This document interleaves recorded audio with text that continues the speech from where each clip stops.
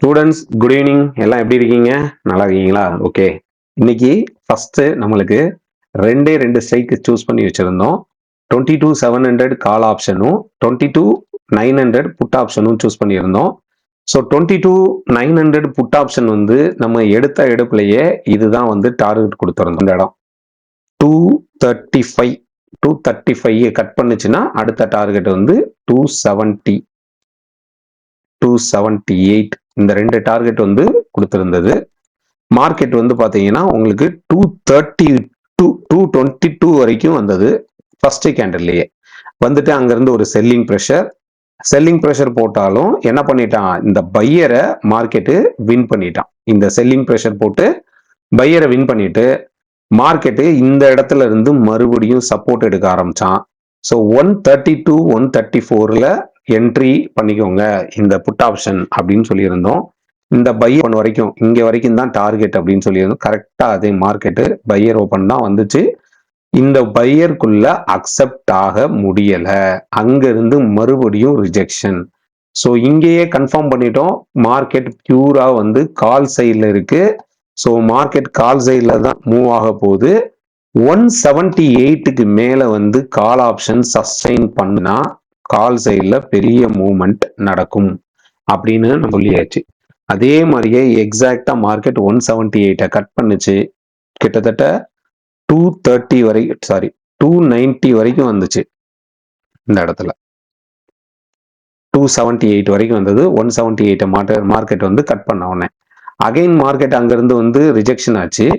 இங்க பாத்தீங்கன்னா இங்க வந்து உங்களுக்கு 2700 கால் ஆப்ஷன்ல இந்த ஓப்பனிங் பிரைஸுக்கு உள்ள வந்துச்சு. ஆனா இண்டெக்ஸ்ல பாத்தீங்கன்னா எக்ஸாக்டா மார்க்கெட்டு இந்த இன்னைக்கான ஓப்பனிங் பிரைஸ அழகா சப்போர்ட் எடுத்தான். இன்னைக்கான ஓப்பனிங் பிரைஸ மார்க்கெட் சப்போர்ட் எடுத்தது.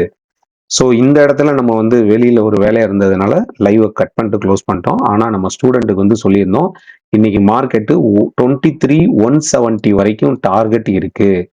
23,000 மார்க்கெட் பிரேக் பண்ணாங்கன்னா 23,170 வரைக்கும் மார்க்கெட் மூவ் பண்றதுக்கு வாய்ப்பு இருக்குன்னு 23,150 வரைக்கும் மார்க்கெட் ரீச் ஆயிடுச்சு. சரியா?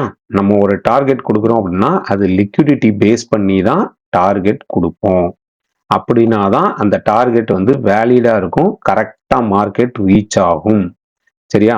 அதே மாதிரி நீங்க இங்க நிறைய எமோஷனல் ட்ரேட் பண்றீங்க, எனக்கு கேண்டில் வந்து பை செல்லாவே இருக்கு சார், என்ன நடக்குதுன்னே புரியல அப்படின்னா நீங்க 15 மினிட் டைம் ஃப்ரேம் சேஞ்ச் பண்ணிக்கோங்க.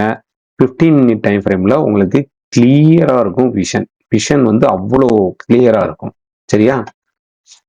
ஸோ இன்னைக்கும் மார்க்கெட்ல ஒரு நல்ல ப்ராஃபிட் தான். இது பாருங்க, திரும்பவும் இந்த இடத்துல வந்து 180ல தான் சப்போர்ட் எடுத்தான். இந்த கேண்டில் கடன்னு விழுந்துச்சா, நம்ம ஸ்டூடெண்ட் சொல்லியிருந்தோம் எந்த வேகத்துல விழுந்தானோ அதே வேகத்திலேயே மார்க்கெட் மேல போயிடும் அப்படின்னு சொல்லியிருந்தோம். நம்ம என்ன சொல்லியிருந்தோமோ அதே மாதிரியே அதே வேகத்திலேயே மார்க்கெட் மேலேயே போயிருச்சு. சரியா? திரும்பவும் 22,900 மார்க்கெட்டால கட் பண்ணவே முடியல. மார்க்கெட் அங்கிருந்து ஒரு நல்ல ரேலி கிட்டத்தட்ட 430 வரைக்கும் நல்லா மூவ் ஆயிருந்தான். 180ல இருந்து 430 வரைக்கும். ஸோ இன்னைக்குமே ஒரு நல்ல என்ட்ரி, கரெக்டான டார்கெட் கொடுத்துருந்தோம். 23,170 150 வரைக்கும் டார்கெட் ரீச். ஸோ மார்க்கெட்டை புரிஞ்சு ட்ரேட் பண்ணுங்க. புரியாம ட்ரேட் பண்ணீங்கன்னா நீங்க மாட்டிக்குவீங்க. புரியலைன்னா, அதாவது மார்க்கெட்டு கத்துக்கிடணும்.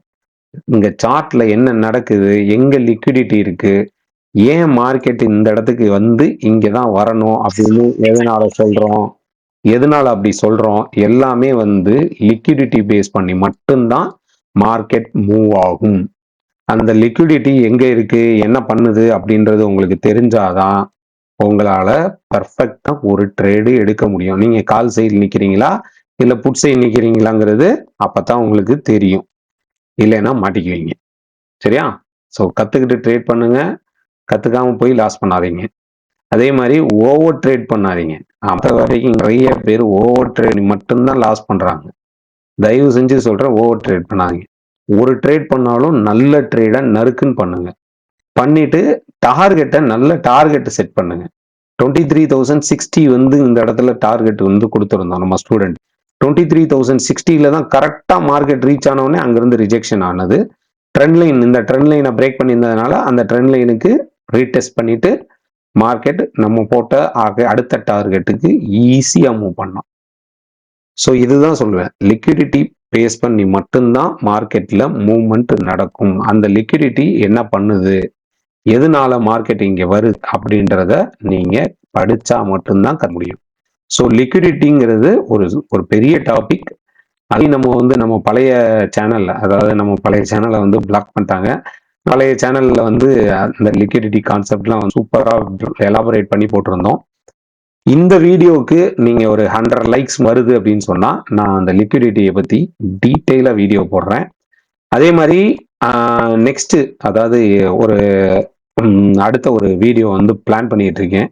நீங்க எமோஷனல் இல்லாம கேண்டில், எனக்கு கேண்டில் படிக்க தெரியல சார், எனக்கு இந்த இடத்துல எப்படி ட்ரேட் எடுக்க தெரியல சார் அப்படின்றவங்களுக்கு இந்த விக் கான்செப்டை வச்சு, அதாவது விக் ஃபில்லிங் கான்செப்ட் அப்படின்னு சொல்லுவோம், அந்த ஃபில்லிங் கான்செப்டை வச்சு ஒரு வீடியோ ரெடி பண்றேன்.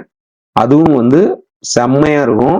அந்த வீடியோ பார்த்தீங்கன்னா உங்களுக்கு இன்னும் ஈஸியா ட்ரேடை எடுத்துட்டு, அது என்ன சொல்றது, தூசு தட்டுற மாதிரி தட்டிட்டு போயிட்டே இருப்பீங்க. சரியா? ஸோ அதையும் மார்க்கெட்ல நான் ரெடி பண்ணி போடுறேன், விக் ஃபில்லிங் கான்செப்ட்.